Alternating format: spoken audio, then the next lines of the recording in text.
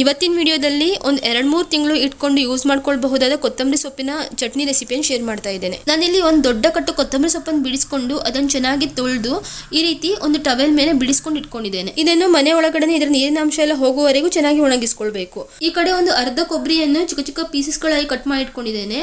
ಹಾಗೇನೆ ಇದಕ್ಕೆ ಸ್ವಲ್ಪ ಜಾಸ್ತಿಯಾಗಿ ಹುಣಸೆ ಹುಳಿ ಬೇಕಾಗ್ತದೆ. ಹಾಗಾಗಿ ನಾನಿಲ್ಲಿ ಒಂದು ದೊಡ್ಡ ಆರೆಂಜ್ ಗಾತ್ರದ ಹುಣಸೆ ಹುಳಿಯನ್ನು ತೆಗೆದಿಟ್ಕೊಂಡಿದ್ದೇನೆ. ಹಾಗೇನೆ ಕೊತ್ತಂಬರಿ ಸೊಪ್ಪಿನ ನೀರಿನ ಅಂಶ ಎಲ್ಲ ಹೋದ ನಂತರ ಈ ರೀತಿಯಾಗಿ ಅದನ್ನು ಚಿಕ್ಕ ಚಿಕ್ಕದಾಗಿ ಕಟ್ ಮಾಡಿ ಇಟ್ಕೊಂಡಿದ್ದೇನೆ.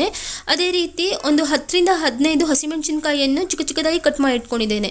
ಈ ಚಟ್ನಿಗೆ ಹಸಿಮೆಣಸಿನಕಾಯಿನ ಸ್ವಲ್ಪ ಜಾಸ್ತಿಯಾಗಿನೇ ಹಾಕೊಳ್ಬೇಕು. ನಂತರ ರುಚಿಗೆ ಬೇಕಾದಷ್ಟು ಉಪ್ಪನ್ನು ಹಾಕಿ ಇದನ್ನು ನೀರು ಹಾಕೊಳ್ಳೋದೇ ನುಣ್ಣಗೆ ರುಬ್ಕೊಳ್ಬೇಕು.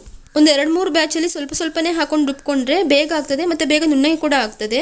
ಕೊತ್ತಂಬರಿ ಸೊಪ್ಪಲ್ಲಿ ಸ್ವಲ್ಪ ನೀರಿನ ಅಂಶ ಇರೋದ್ರಿಂದ ಜಾಸ್ತಿ ಟೈಮ್ ಏನು ತಗೊಳ್ಳೋದಿಲ್ಲ, ತುಂಬ ಬೇಗ ನುಣ್ಣಗೆ ಕೂಡ ಆಗ್ತದೆ ಇದು. ನಂತರ ಇದನ್ನು ನಾನು ಗ್ಲಾಸ್ ಜಾರಿಗೆ ಹಾಕಿ ಫ್ರಿಜ್ಜಲ್ಲಿ ಇಟ್ಕೊಂಡ್ರೆ 2ರಿಂದ 3 ತಿಂಗಳವರೆಗೆ ನೀವು ಸ್ಟೋರ್ ಮಾಡಿ ಇಟ್ಕೊಳ್ಬೋದು. ಸ್ವಲ್ಪನೂ ಹಾಳಾಗೋದಿಲ್ಲ. ಒಮ್ಮೆ ಟ್ರೈ ಮಾಡಿ ನೋಡಿ.